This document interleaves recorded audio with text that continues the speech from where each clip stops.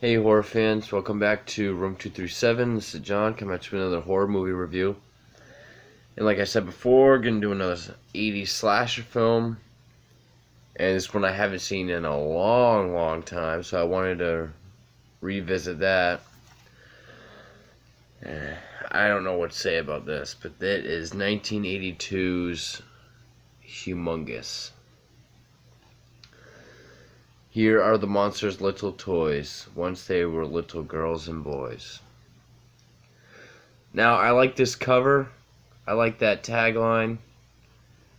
Oh, it's loose, it's angry, and it's getting hungry. This looks like it could have been like a fun little monster slasher movie. This was released as Katarina's Nightmare Theater. I don't know who Katarina is, but there's like these slip covers. It has like her banner on it. I'd much rather just have a regular cover. But she's also done movies like Devil's Men, Terror, Double Exposure, House on Sorority Row, which that's the version I have. Pretty much just a lot of grindhouse films and like one other slasher, a Final Exam. Nothing super memorable. Humongous. Now you're probably thinking, well, this isn't a slasher film I've ever heard of. Probably not. This movie did not do well back in '82. In fact, it got savagely ripped apart. Did not make a lot of money. Fell into abysmal obscurity. And only because of how like 80s slasher films and grindhouse films are kind of coming back. That's the only reason why this has even a moderately good release. I mean, there's no features. Watch this in Katarina's Nightmare Theater format with your hostess, Katarina Lee Waters. Might be John Waters' daughter, but I doubt it. So, kind of like an Elvira kind of thing, but no features whatsoever. It's just packaged nicely. This is one of those movies I wanted to like. I saw this probably 6 or 7 years ago. I didn't like it then. In fact, I think I hated it. So now, getting ready to watch this, I'm like, well, maybe, because I thought the same thing about, like, Madman. I thought the same thing about Chainsaw Massacre 2, which I'm not still entirely sold on. I thought that about a few different movies. Maybe this one would be the same thing. I still can't say I like this movie. Only now, I guess another common consensus, because I've seen a couple of the videos, people talking about this. I kind of feel bad for hating it. Because it gets so much hate. I see the potential in the film, but it just doesn't add up to anything. It's kind of pointless. It has everything you need for a slasher film. It has the backstory opening. It opens up in the 40s. It's a holiday weekend. It's Labor Day weekend. This family's having this big party. This woman, Ida, she's outside. This older drunken man proposes to her. She says no. He then, and this is unclear, it looks like a sexual assault attempt. But because of, how the film plays out, I guess it's full-on rape. Doesn't look it, doesn't really come across as it. And then one of her German shepherds attacks and kills him. So then we jump up to 1982. There's a group of friends. There's two brothers and a sister, and then the two brothers' girlfriends. They're like at their family's summer house. They take their dad's boat out. They're trying to get somewhere. They end up in some fog. There's a guy stranded on a boat that died. They take him in. The younger brother, Nick, He's sort of the psycho. He's sort of like the I can do whatever I want kind of guy. I'm guessing he's the younger brother. The other brother's Eric. He's like the preppy one. He's more of the leader. Nick's girlfriend is sort of the bimbo. Eric's girlfriend is like the nice girl. Their sister is like the nerd. And then the guy they take in kind of reminded me of Rob from Friday the 13th Part 4. So, the hot-headed brother Nick, he's like... Because when they hit the fog, there's an island nearby. And they hear all these dogs barking. And the guy sort of tells the story. There's like a crazy old lady that lives there. She's all by herself except for her dogs. She only comes into town once in the fall and spring to get supplies. There's like this urban legend around her. So then later that night, Nick can't stand the dogs anymore, barking, so he wants to leave. Of course, he hits something because it's like rocky waters. They have to abandon ship, it explodes, they end up on the beach of that island, and then they're killed off one by one. In a very slow-paced... I mean, the characters were enough to keep me interested. Like, I mean, the acting wasn't terrible. The characters... I mean, yeah, a couple of them were terrible characters, but it was... Like, that's why I feel bad for hating it, because it feels like... You know, with the backstory... That build-up, holiday weekend, a believable way of how they got stranded on this island. Like, Nick decides he's going to go off and get help.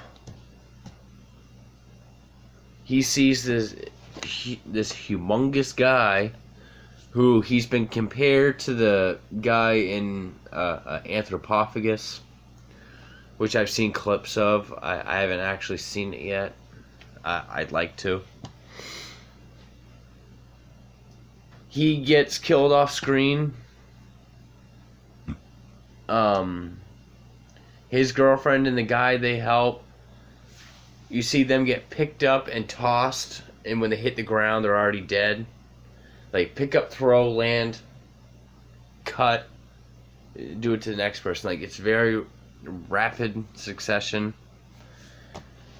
The only kill that's worth a damn would be the nerdy sister, and this is a 94-minute movie, which uncut, I heard this was 97 minutes. This says 94, and I heard that even though it says uncut, there's still 3 minutes of footage. It better have been in the kills. She gets killed, she gets picked up, and you see her head get squished, and there's some blood. It's like, okay. But it's the last 6 minutes of the movie. Eric gets killed because he fights Humongous. That's what I'm going to call him, Humongous. He doesn't have a name. And he gets his back broken. And pretty much the rest of the movie is just... You know, okay, so the bimbo girl and the guy they help, they stay back on the beach because he's hurt. He can't move. And then Nick gets killed early on, and then the other three, you know, they find the house. It's empty. And it's pretty much them walking around the island just trying to find gas or help, or... They do that for... Well, I was going to say an hour and a half, but by the time they finally get there... I mean, I checked the elapsed time, and I was at about 50 minutes, and I was like, okay, there's like 40 minutes left. Something's got to happen. And it doesn't. I mean, if anything, like the final chase in like the last 10 minutes is alright, but it's not worth it going through the rest of the film. But I mean, the rest of them isn't poorly made. I mean, it's cheap and stuff like that, but I mean, I like that in a slasher film. I feel like they tried. Like, it actually does feel like they tried. That's why I feel bad for shitting on it. Um. Oh yeah. So when the three of them get to the house, they find this one room. It's like a nursery that's all neat and put together. They say how it looks like it's never been used. The sister speculates, well, maybe the baby died. Maybe she's in mourning. Maybe she never got over it. They find a photo album, and like it ends with a picture of her holding the baby. And they're like, yeah, see, like maybe the baby died and she hasn't been able to let go. And they're like, for nearly 40 years, really. But they're looking at the photo album, and the sister says that the lead girl, Eric's girlfriend, Sandy, like, oh, she kind of looks like you. And then I was like, okay, I know what they're going to do. This is going to lead to her confusing him. They're going to go the Friday the 13th Part 2 route, where, you know, she's going to have to pretend to be the mother, and she does. I mean, it doesn't feel forced. It doesn't feel like a complete Friday the 13th ripoff. I actually like the shot, how they did it. You know, she's up in the bedroom. She looks at a picture. There's like a shirt. So like she sits in a chair by a window, and the camera's like on her off to the side, so you can see him standing in the doorway. And you know, he's commanding like, "Oh, go downstairs now. Go on now. Get downstairs." And you can tell he's confused, but you can't see him. That's another thing this movie was criticized for, is poor lighting. It feels like it was done on purpose, like they don't want you to see him. From what you can make out, he looks like the guy from Anthropophagus. But then, you know, when he leaves the room, and then when she decides to leave, you do get a couple creepy scenes that looked well. Like, he starts chasing her down the stairs, but she hops over the rail and like hurts her leg. So she's looking up, and there's like this scene of him like lumbering down the stairs, and it's like there's light up there but not down here, so he's almost in silhouette. That looks kind of creepy. They're on the deck, and she falls through like up to her chest, so she has to climb out while he's like lumbering towards her. Okay. And then when she's running through the woods, like, it's done in a way, like, with all the branches and the bushes, you can see him running behind her.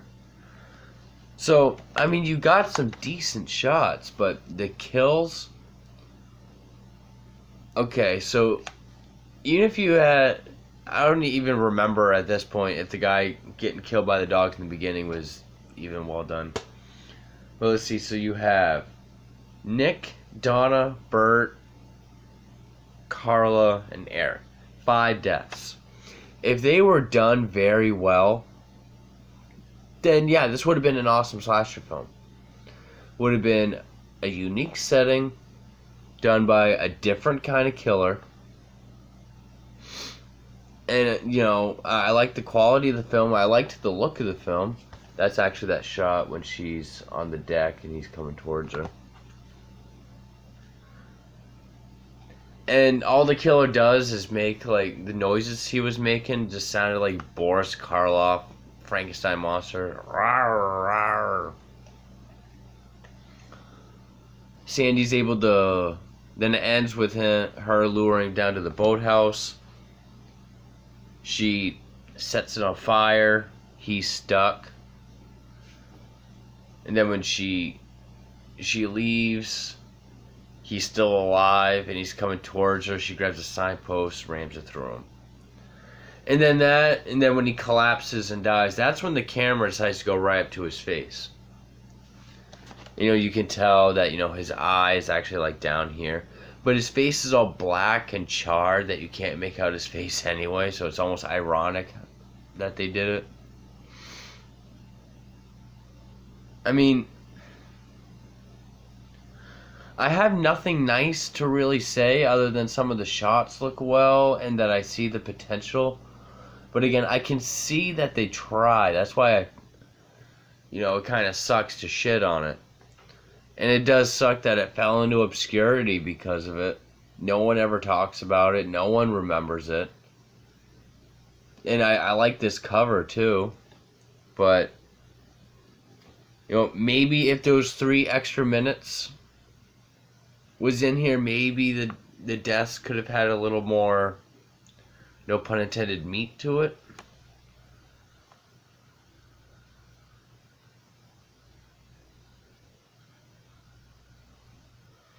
Okay, I was just reading this. Jake Summersby from efilmcritic.com. The mere fact that I was entertained and affected and reasonably scared throughout most of this film's running time proves that it should cut the mustard for horror fans. I will say this looks better than a lot of other slasher films I've seen. This looks better than Slaughter High. This looks better than Return to Horror High. This looks better than other slasher films. From what I remember, House on Sorority Row, but the kills aren't there. You don't get to see enough of the killer. I mean, the killer isn't Jaws. That's when that works. When a shark is underwater, you can get away with not seeing it. But, or at least, for the scenes in the house, like I said, like when she's tricking him and when he's walking down the stairs, that works, but eventually light him the fuck up so you can see him. Yeah, if I'm being completely honest, and so yeah, if you hadn't put it together, or if I hadn't, that sounded wrong, I apologize. So, if I hadn't explained it well, I guess the woman was raped in the beginning, and this humongous guy is the product of it. It's called Humongous because he's like a big mongoloid. They do a good job at making him look huge, but and when they get to the island, they keep finding dead dogs. Because I guess when she died, because she did die, because they find her corpse. They're in one room and someone goes to sit down or trips and falls in a chair and her corpse is there. It's actually called Dog Island. So it's like when she died, I guess he lost means of being taken care of. So he just started killing and eating the dogs. But yeah, unfortunately, there's not much to this movie at all. I mean, for collecting purposes, sure, but there's nothing to it. It's not... The potential's there, but the execution is just not that great. The kills were very disappointing. In fact, you don't really get to see the killer, very much disappointing.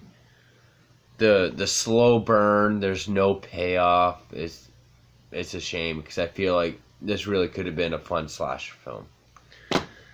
So, very disappointing. I can't recommend it. It is a dud, but for Room 237, sorry, Humongous kind of sucked, but that's all I got for that. So, thank you.